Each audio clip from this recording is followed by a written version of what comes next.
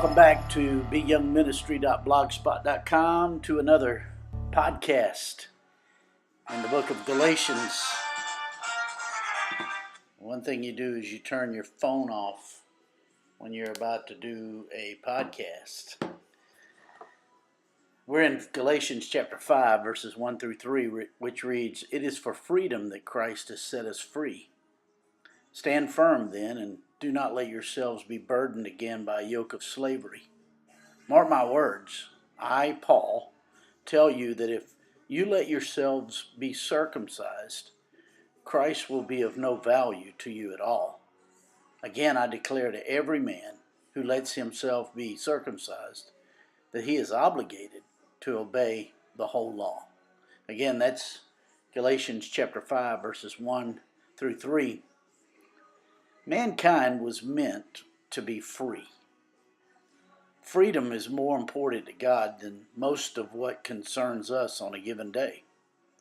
The gospel frees us to live life the way we were intended, being defined by God. And this freedom results in the ability to love God, ourselves, and others. Paul writes, "It is for freedom that Christ has set us free." Galatians wasn't written to people who weren't free. It was written to people who had been set free, but they were in danger of losing this freedom. They had to get to the place where they valued freedom. Paul is concerned that the Galatians are in danger of losing this freedom that the gospel has given them. The primary way we lose this freedom is by being defined by others rather than God. Freedom is lost when we are defined by other people. For the Gentiles in Galatia, circumcision was one of their struggles. The question for them was, do we have to be circumcised to be acceptable to God and His people?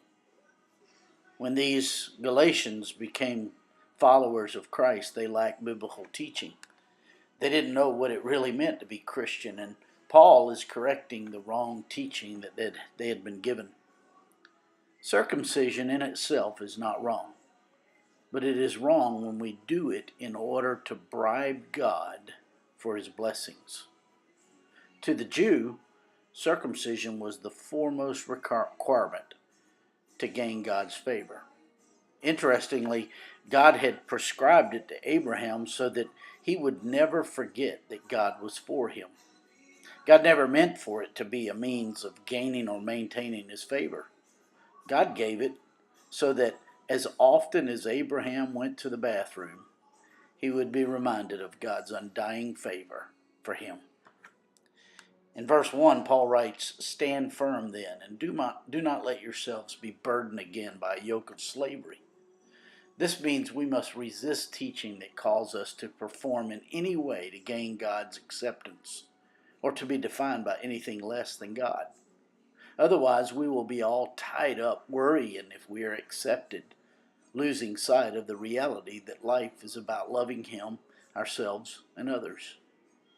Slavery is desperately trying to prove ourselves to others, trying to make our lives look a certain way so that others will accept us.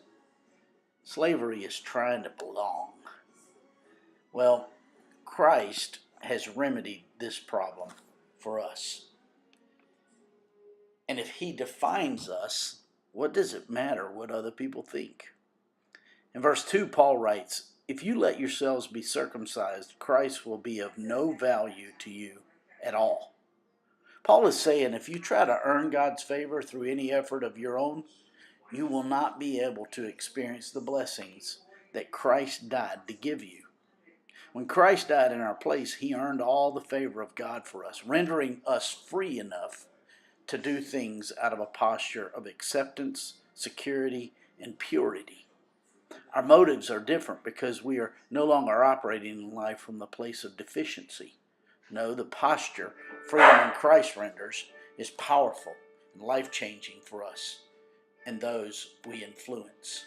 In verse 3, we read, "Every man who lets himself be circumcised, that he is obligated to obey the whole law." This means the one with the mindset of slavery has the mindset of a debtor. one who is obligated to pay back what he has been given.